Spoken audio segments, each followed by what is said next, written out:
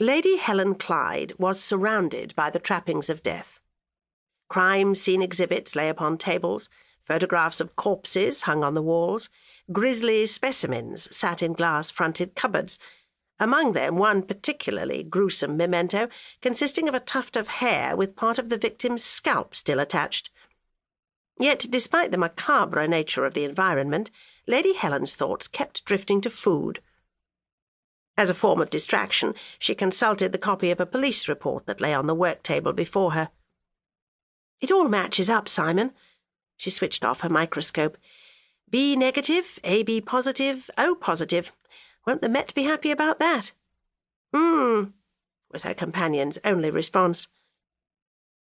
Monosyllables were typical of him when he was involved in work, but his reply was rather aggravating at the moment, since it was after 4 o'clock, and for the last quarter hour Lady Helen's body had been longing for tea. Oblivious of this, Simon Allcourt-St began uncapping a collection of bottles that sat in a row before him. These contained minute fibres, which he would analyse, staking his growing reputation as a forensic scientist upon his ability to weave a set of facts out of infinitesimal, blood-soaked threads. Recognising the preliminary stages of a fabric analysis, Lady Helen sighed and walked to the laboratory window. On the top floor of St. James's House, it was open to the late June afternoon, and it overlooked a pleasant brick-walled garden. There a vivid tangle of flowers made a pattern of undisciplined colour. Walkways and lawn had become overgrown. "You ought to hire someone to see to the garden," Lady Helen said. She knew very well that it hadn't been properly tended in the last 3 years. "Yes." St. James took out a pair of tweezers and a box of slides. Somewhere below them in the house, a door opened and shut. "At last," Lady Helen thought, and allowed herself to imagine Joseph Cotter mounting the stairs from the basement kitchen, in his hands a tray covered by fresh scones, clotted cream, strawberry tarts, and tea. Unfortunately, the sounds that began drifting upward, a thumping and bumping accompanied by a low grunt of endeavour, did not suggest that refreshments were imminent. Lady Helen sidestepped one of St. James's computers and peered into the panelled hall.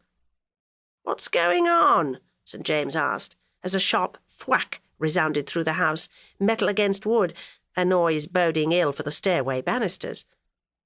He got down awkwardly from his stool, his braced left leg landing unceremoniously on the floor with an ugly thud. "It's Cotter. He's struggling with a trunk and some sort of package. Shall I help you, Cotter? What are you bringing up?" "Managing quite well," was Cotter's oblique reply from 3 floors below. "But what on earth—" Next to her, Lady Helen felt St. James move sharply away from the door. He returned to his work as if the interruption had not occurred, and Cotter were not in need of assistance. And then she was given the explanation. As Cotter manoeuvred his burdens across the first landing, a shaft of light from the window illuminated a broad sticker affixed to the trunk. Even from the top floor, Lady Helen could read the black print across it, D. Cotter, USA. Deborah was returning, and quite soon by the look of it. Yet as if this all were not occurring, St. James devoted himself to his fibres and slides. He bent over a microscope, adjusting its focus. Lady Helen descended the stairs. Cotter waved her off. "I can manage," he said. "Don't trouble yourself."